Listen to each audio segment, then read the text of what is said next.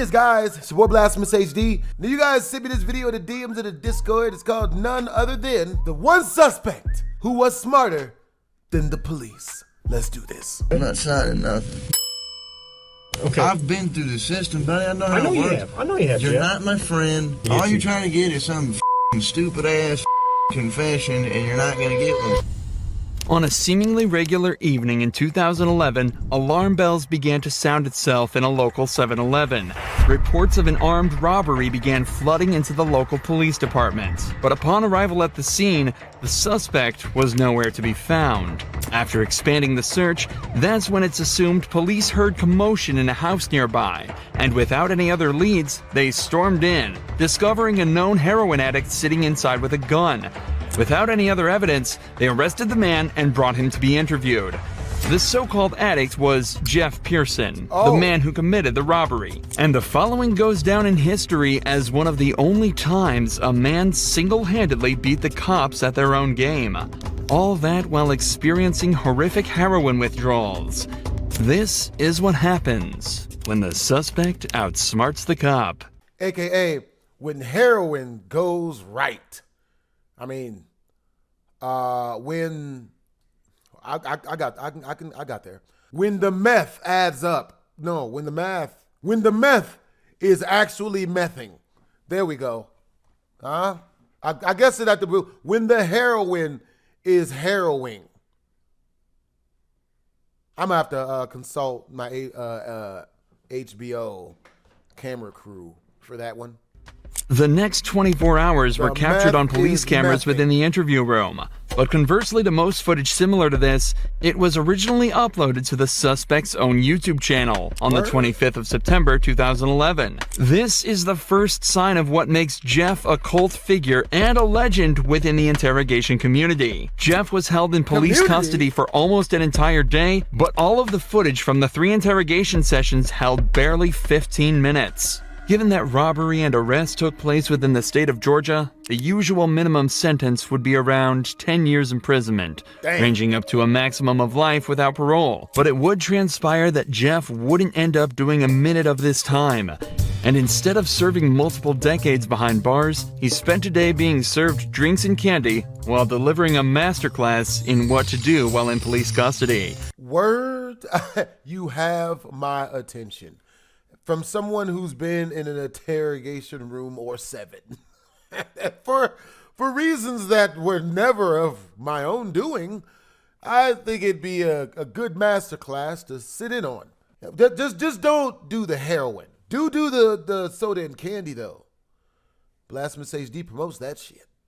The following footage shows us in stunning detail what methods the cops will try on you and how to dodge them like an absolute pro. The footage starts with Jeff handcuffed in a small windowless room dressed in prison scrubs.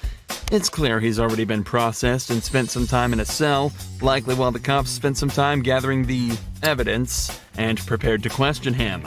Am I under arrest? For now. I'm under arrest? Yeah, I'll explain everything, but before I explain myself to you, before we talk to each other, I need to read your rights, okay? What am I under arrest for? Well, like I said, I need to read your rights first. Obviously, the charge is robbery, okay? Jeff immediately opens by asking if he's under arrest and on what grounds. From the first moment, it's evident that Jeff has done his research, as this is exactly what you should be doing in this situation. AKA, this nigga's been arrested a whole lot for meth. And or heroin. Usually both. From here, there are 2 options. If you're not being arrested or detained, you can state that you're also not obligated to stay and answer questions. And you should be completely free to leave the interrogation. If you are being arrested, you can then immediately ask for a lawyer. I need to get my pen and pad. I'm actually going to be taking notes. Don't judge me. And stay silent until you're provided with one. These options give you the best chance of stopping the police in their tracks and allow you to create the best defense possible. What's amusing is that when you're being arrested in America, the officer is actually legally obligated to remind you of this. Take a listen to the Miranda warning that this detective reads out to Jeff. You have the right to remain silent. Anything you say can will be used against you in the court of law. You have the right to talk to the lawyer for advice before we question you. If you cannot afford to hire a lawyer and you want one, a lawyer will be provided for you. If you decide to answer questions now without a lawyer present, you'll still have the right to stop answering questions at any time. Does that make sense? Public defender You've always probably heard these sucks. before, haven't you? These 3 points are incredibly important and are often overlooked by the average citizen due to the panic of being arrested in the first place.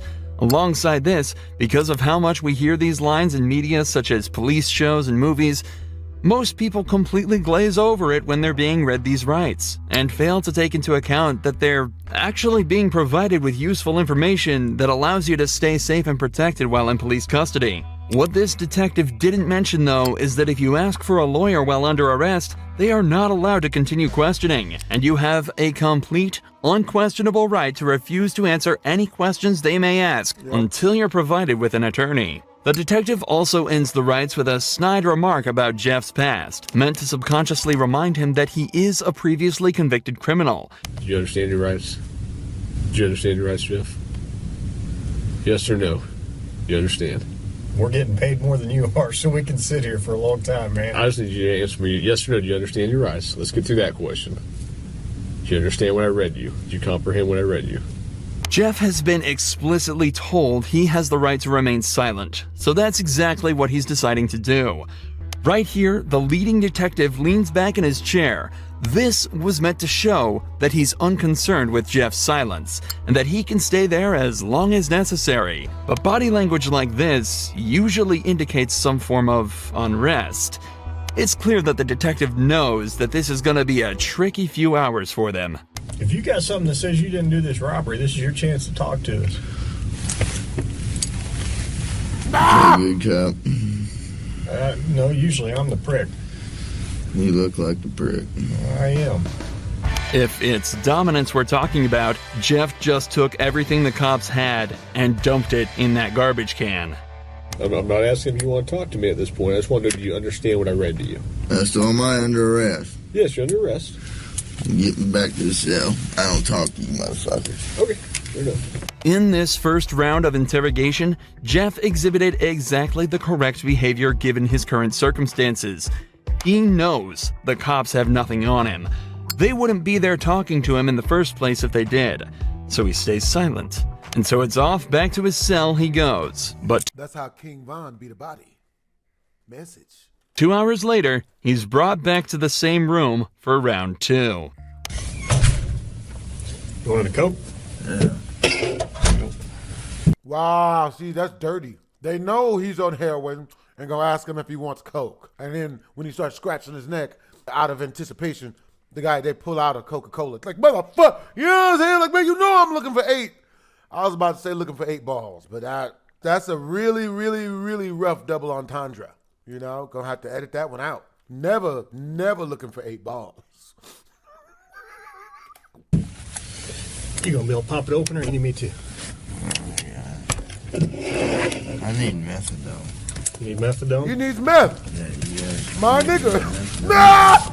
I don't have it. Do you have medication for it, or a prescription for it? Or? What do you need methadone for? Because I'm a fucking junkie, and you guys, I can't get no methadone. I'm going to go through withdrawal here in a minute. A can of soda is all Jeff requested before he returned to the interrogation room. But he immediately mentions the withdrawals that he's likely already starting to feel. However, methadone, the drug Jeff asked for at the start of this conversation, can be used to significantly reduce the effects of the withdrawal. It can even reduce the cravings he's also probably been experiencing for the entire time he's been in police custody. How long you been using heroin? Long time, buddy. 10 years? 15 years? I hardly been alive that long. What are you trying to talk to me about here? Talk to you about what happened last night. Look, here's the deal. Either you're in a bad set of circumstances, or you went and committed an armed robbery last night. Yeah, right? I'm in a shitty, wrong place at the wrong time, obviously. I didn't commit no fucking armed robbery. All right, then let's talk about this. Let's I don't not have keep nothing. up I the don't talk act. to the police, man. Jeff is clearly through with the personal talk and wants to get back to the matter at hand. Because everything you say can and will be used against you in a court of law, bro. Fuck the friendship shit. They will use everything you say against you, bro. In his eyes, he's been arrested for something he didn't do and wants to get out of there as quickly as possible. Okay. I've been through the system, buddy. I know how I know it you works. have. I know you have, You're Jeff. not my friend. I'm not your friend. You're trying to fucking get me. Or I'm not trying to get all you. you're trying to get is some fucking stupid ass fucking confession, and you're not going to get one. Jeff, I'm not going to get a confession out of you for nothing. Exactly, because I didn't do nothing. I'm not trying to get a confession out of you. Okay, I'm going to tell you, I didn't commit no armed robbery, and y'all ain't got no fucking evidence saying I did. Let me go. All you did is find me sitting in my buddy's house because my fucking buddy's dog's going ape shit. I go outside. There are cops everywhere, and they spotlight me. They say, "Come here." I say, "What's up?" They search me. They ain't find nothing. What's up? Let me read this. No. Yes. Because I'm not going to sign it. You don't have to sign it. But let me read it for you. Okay? I'm not signing nothing. You don't have to sign it.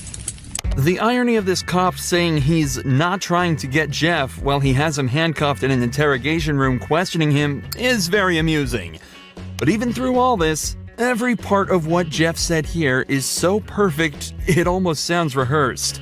It's an incredible display of personal legal defense, and is even more impressive when you layer it with the fact that Jeff is almost definitely starting to experience withdrawals. I also want to highlight the point Jeff made about how cops are simply trying to force a confession out of him. Yeah, they are. One of the main techniques used in these interrogations is the read technique, developed by a former cop and psychologist in the 1960s after he extracted a confession from a man accused of murdering his own wife. The technique consists of 9 steps, beginning with a polite discussion about why the suspect is being accused of the crime, followed by using certain body language and actions within the interrogation as a display of guilt. The method ends with offering the suspect 2 alternative statements they can agree with, one of which is slightly more acceptable than the other, but whichever is chosen admits guilt and is counted as a confession. This method forces the suspect into a corner and is exceedingly good at extracting false confessions from innocent suspects. In fact, the original case that technique was formed around fell apart after discovering that the man in fact did not kill his wife and was tricked into giving a false confession. Absolutely next level gaslighting. Tell me what happened last night. Plain and simple. Your side of the story. I'm not talking to you. I'm warning you. All right. This is what I don't understand. I know, but this is what I don't understand, Jeff. You were sitting there talking just like you were ready to sit here and tell me what happened last night, and then all of a sudden I read that to you, and you screw it, I ain't talking to you. I want to learn. No. I don't understand that. What changed just in the... Because I told you what, I already told you what happened. You didn't. How didn't I? You didn't tell me what happened last night. How didn't I just tell you what? But now you've handcuffed me, and I can't talk to you because you've asked for an attorney. So, okay, that's fine. But I will tell you right now, you're still on a hold for a robbery. I know. I don't know why. I need a fucking lawyer because obviously I didn't do nothing. And obviously you guys know I didn't do nothing because I've been arrested for the same bullshit before, and you guys don't interview me this much. So, wham bam, thank you for the coke, put me back in the cell. That's my home. We haven't interviewed you yet. Jeff has now asked for a lawyer and is once again refusing to answer questions. But we're only halfway through this footage, and Jeff's ability to defend himself and completely destroy this cop only gets better from here. Here's what the deal is. I have enough evidence Like what? of the armed robbery, okay? But, you know, if you're saying you didn't do it, you need to give me your side of the story. Oh boy. I didn't do it. Okay, well, give me your side of the story. You got to, convince me. Because I got a lot of evidence. I got a lot of physical evidence. Well, like what? Name the physical. Well, I don't need to. Why should I tell you that? This is where the detective starts to become desperate. He knows he's running out of time, and so has completely abandoned any elaborate techniques or methods to try and get information out of him. He's now instead moved on to essentially just threatening him with false claims of evidence that he can easily use to convict Jeff. If all of this was true, he'd likely be trying to use it to intimidate Jeff into panicking and giving up more information. But instead, he uses a flimsy rhetoric, claiming that because Jeff hasn't helped him, he won't help Jeff. There's only a couple pieces of evidence I'm missing. Name them. What's that? Name them. Well, why do I need to do that? You haven't helped me out at all. You give me a little bit, I give you a little bit. We go back and forth. I give you one of my pieces of evidence, now give me a little something. All right? What time do you get over to Aaron's house? You know anything I say here can and will be used against me. Sure, but anything you say here, I can also tell your Your parole officer, and you help me out. That doesn't mean dick. Now the detective is desperately trying to bargain with Jeff. If he helps the cops out, they'll put in a good word with his parole officer. But Jeff immediately realizes that means absolutely nothing. What does a gold star mean if you're stuck in prison for 20 years? Nigga! This further enforces the idea that cops have absolutely nothing to convict Jeff with, and also shows that they know they're running out of time. Jeff has asked for a lawyer, yet they're still sitting there questioning him, as if that's not a blatant violation of the rights that they have read to Jeff on 3 separate occasions. They know that if they don't get anything out of him soon, their time will run out, and Jeff is watching the clock closely. For the next 4 minutes of the interrogation, Jeff continues to deny and combat anything the police say to him. They bring up the gun that he was found with, continue to try and strike a deal, and even try to scare him by taunting him with what being back in prison would be like, and without any of the drugs he's grown a dependency to. But throughout all of this, Jeff stays totally stone-faced. He knows he's almost won. I'm done, man. Fuck this. I'm not even answering. All this shit that I just said is gonna be fucking written in the discovery now, right? What? You haven't said nothing. I mean, every little stupid thing that you've asked me, dude, is gonna be in the discovery. I'm not even going to do discovery. The prosecutor is. Okay. So, you halfway know the system, how things work, and you halfway don't. Am I right? I half-ass know Yeah. that the only reason I came up here is to get a fucking Coke. Okay. And I got it. But now I want a Butterfinger. But that's not going to happen for a while. What, the Butterfinger? Yeah. Why not?